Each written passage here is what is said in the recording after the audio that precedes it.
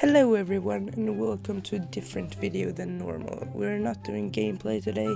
Today we are doing the full Fortnite storyline. We are not doing the full Fortnite storyline. We are explaining the full Fortnite storyline. Yeah, let's just get on with it. Okay, so the Fortnite storyline begins late in Season 3 at March 20th, 2018. And it's just that this meteor appeared in the sky, like nothing very special. And players didn't really expect much from this because Fortnite had not really done any storyline things before, so this was a new thing. At March 29th, 2018, telescopes began to appear around the map facing at this meteor. April 18th, 2018. When players scoped onto the meteor, it would give off a sound. When this sound was inserted to a spectrogram, it would show a person doing the Take the L emote. At April 25th, 2018, all TVs around the map started to broadcast a test pattern graphic with a loot llama in the middle of it. At April 26th, 2018, small meteors began to fall from the sky, which would damage the environment and players. At May 1st, 2018, the meteor crashed at the Dusty Depot and the factories and created Dusty Divot. It made a big crater with a research laboratory inside. Inside the crater, there were new consumable items called hop rocks, which would make your gravity lower. At May 10th, 2018, trucks filled up with hop rocks would start to drive towards a mountain northeast of Snub Shores. This is later revealed to be the villain lair. The scientists in the Dusty Divot have started to see parts of a metallic object inside the meteor. 2 to 4 weeks later, the scientists in Dusty Divot has revealed some sort of pod containing something or somebody inside. 1 week later, players are now able to unlock the visitor skin through Battle Pass weekly challenges. This guy turns out to be the one inside the meteor. He breaks out and starts walking towards the villain lair. Inside the villain lair, players will find a large rocket. The facility in Dusty Divot is now abandoned. June 30th, 2018. The rocket blast-off event happens. It all comes down to this. It doesn't really all come down to this, but sounded cool, so I just added that to the script and yeah. The rocket launches and leaves a trail of smoke behind. When it's a couple hundred meters up in the air, a thruster falls off and lands in Anarchy Acres. The rocket continues to gain altitude, and when it reaches a certain height, it begins to go down towards Tilted Towers. Players think that this is the end for Tilted, but that ain't happening for the next 4 seasons. The rocket created a rift through time and space, and players think that the rocket is gone for good, but another rift appears above Moisty Mire, which the rocket flies out of only a few seconds later. The rocket zoomed through the air and opened up another rift close to a mountain in Greasy Grove. It appears again a little while later above Loot Lake. This time it flied up and created a big rift in the sky which stays, unlike the other ones. This leads to player thinking that the Fortnite island is inside a giant dome, which is certainly not the case. That was the whole season. The Fortnite world becomes more and more unstable due to the rifts that have now appeared at different locations around the map. They are submerging the Fortnite world with other worlds. Due to this, we saw additions to the map, like the desert biome, including Paradise Palms, Little Mexico and the new racetrack, Viking Village, Lazy Links, and who could forget the all-time favorite Durburger Head east of Pleasant Park.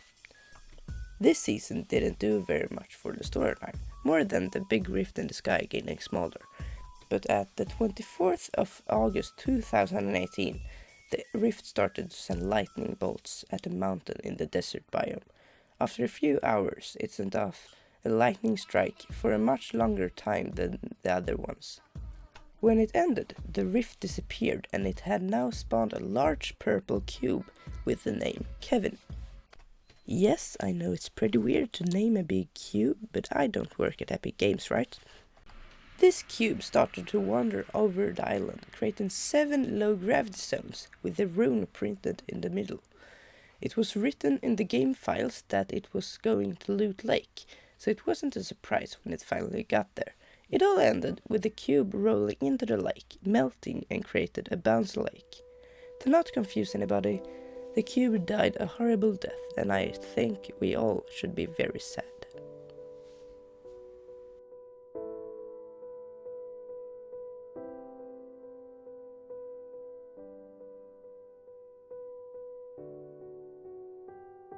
Psych! The cube didn't die. It created a big floating island with itself sitting beneath it. This big island moved through the Fortnite island over the season. It moved above the low gravity zones, which are no longer low gravity. The runes printed at the ground have infected the zones, and they are now corrupted areas. At these places, players could find shadow stones, which would make you a ghost, being able to jump higher than normal and phase through walls. Anyways, back to the cube. The big island floated back to its starting point, Loot Lake.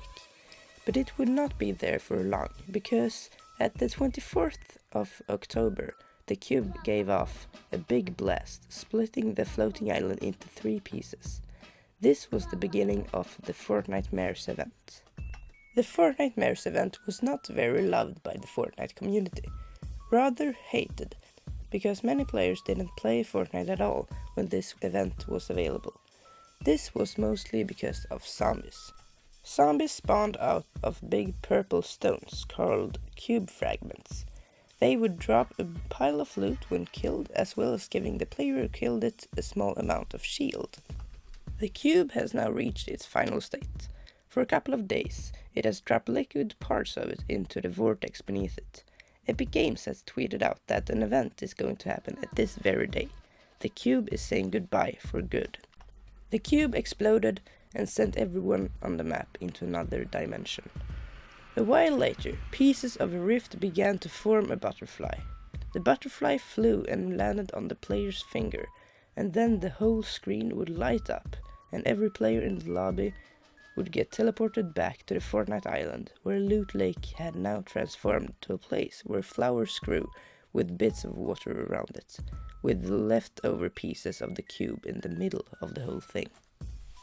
After the butterfly event happened, a big snowstorm was found far out in the water outside of Greasy Grove. When Season 7 started, this was revealed to be a giant iceberg, which floated into the island, creating a whole new snow biome. This created new landing spots, such as Polar Peak, Happy Hamlet, Frosty Flights, and many small houses scattered around the snow biome. The interesting thing about this new biome is the Polar Peak. At first it was just a small stone building on top of a giant iceberg, but that was not the case. Over time, the snow slowly started melting. This revealed a big castle. Are we done there? Nope. It melted more, revealing a basement to the castle. In this basement, there were chains holding a body. When all the ice and snow had melted, this guy succeeded to get himself free. He is today known as the Prisoner.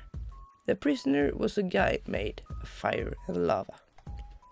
Not very much happened with the storyline this season, but there's more to come. The most exciting thing about Season 8 was that a big volcano had appeared at the northeast side of the map, along with Sunny Steps and Lazy Lagoon. These 3 locations form the new jungle biome. Like Season 7, really nothing happened with the storyline in Season 8, but there was a big event in the end of the season. It was called the Unvaulting, and it had a big effect on the storyline. It was pretty obvious that the volcano was going to erupt, because why would you else add a volcano to the game? But this event was not only the volcano erupting, it was also a voting competition for what item to be unvaulted.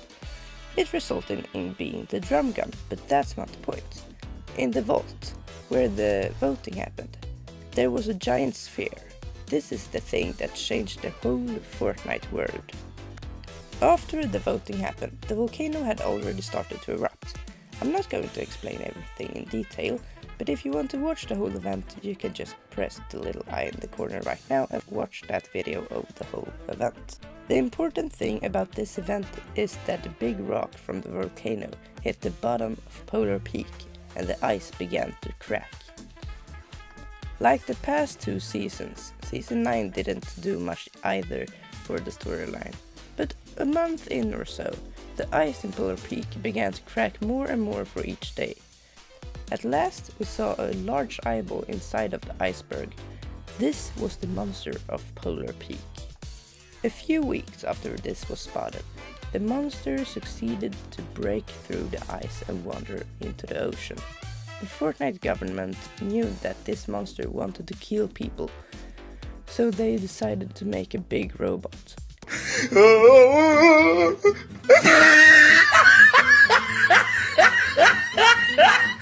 Why you bully me? No, it was not the powerful, awesome and cool robot we thought it would be.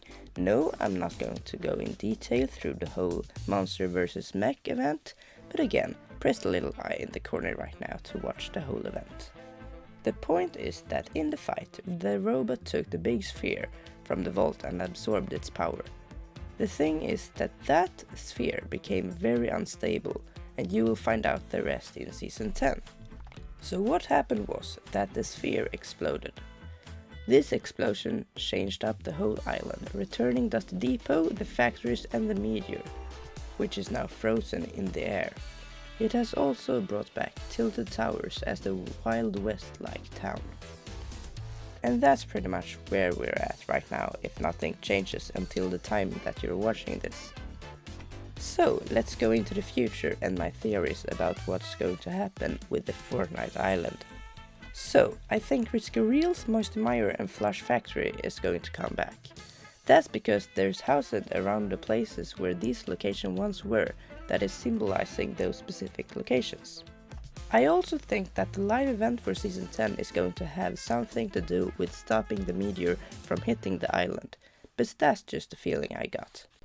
Thank you all so much for watching. Like, this took like an hour to record and at least 5 hours to write the script, but yeah, I think it was worth it because this was pretty funny and I think it will make a good video. So yeah, bye bye.